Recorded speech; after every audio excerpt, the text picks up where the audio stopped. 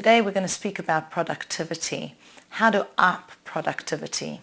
You know, all of us feel stress at some point in our lives. It doesn't matter who you are. It could be physical stress or emotional, psychological, spiritual stress.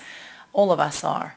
And stress, if we want to give it a definition, is what happens when I need to get something done and either I can't do anything about it or I don't do anything about it. And it builds up inside of me.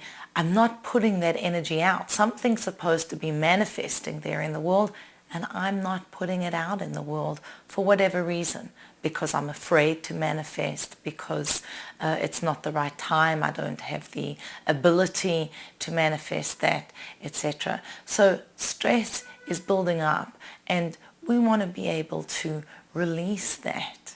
Let's say a person is worried about needing to generate more money. So how do I go about increasing my productivity so that I can minimize my stress, or generating that money so that I can minimize the stress? We could say in a business sense, there are a couple of options that a person has.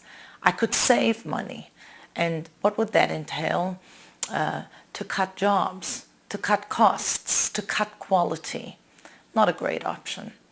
I could say to myself, I want to bring in more. How am I going to do that? I want to bring in more money. I'm going to pump up the spending of my current customer base or client base, or I'm going to recruit new clients, or I'm going to invest. Also not an ideal option. By far the greatest option is I'm going to increase my productivity. How can I get my company, myself, whoever it is that's involved in this project, to be doing more? And when that goes out there into the world, it creates excitement. It's something of quality. I bring in the money that I'm hoping for. Stress goes down and the quality of my life is different. Well, if we think about it, I want to go a level deeper than that. We're saying, well, they're saving money, getting in more money, increasing productivity. But I think there's an even deeper level that is the spiritual component of increasing productivity. Let's take an analogy from the arena of healing.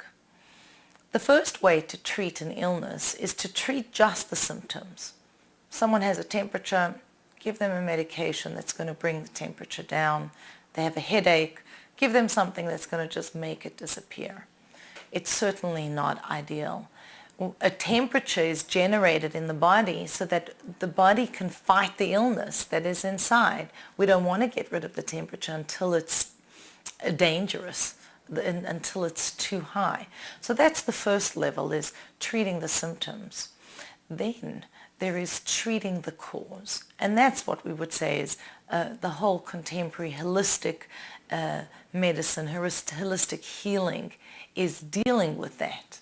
So I go back to the cause. Why does the person have the fever? To fight an infection. What is that infection in the body? Let me treat that. Why do they have the headache? Maybe they have stress. Maybe they, whatever the reason is, right? A person is trying to deal with the illness by going back to the cause of that illness. But there's obviously a deeper way to deal with illness, and that is to go back and find, who am I before the wound? How do I exist before I've even manifested that? To remember psychically the deepest point in my soul, and then from that place to allow the soul to feed into the body in a healthy way, to unplug any blockages in my spiritual life that are then going to manifest in my physical life. So I'm taking this as an analogy for what we're talking about today, which is I want to increase productivity, and I could have done it in any of those ways. But there's something else.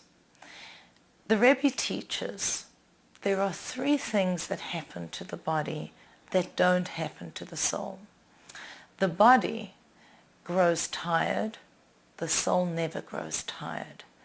The body ages, the soul never ages. And the body dies, the soul never dies. Now, when we think of ourselves in that way, we can work in a completely different way. That means I have to connect with the deeper point of who I am, not just the professional or the person who shows up at work and now I have this job to do and I'm so bored of the job, or I'm tired because I got to sleep late last night. I'm not saying we should ignore our bodies, ushmartem es nafshei seichem. We have to take care of our bodies, and we are taught that a healthy soul can be present in a healthy body. The body has to be healthy. But what I am saying is, if we connect back, who am I? Not the doctor, the lawyer, the secretarial assistant, the plumber. I am my soul.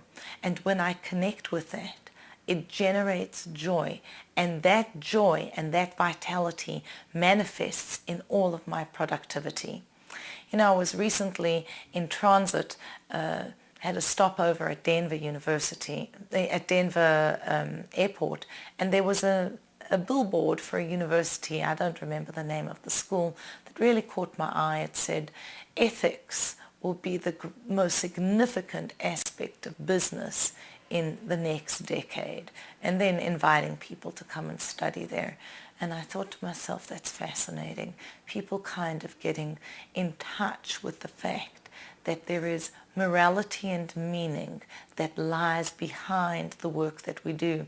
As we spoke about a couple of weeks ago, getting connected to the inner point of what I do. So if we can go back for a minute, find our soul that never gets tired, never ages, never dies, and connect with my meaning, I can come back into my workday and be producing in a whole different way. All the best. Until next time, from Torah Cafe.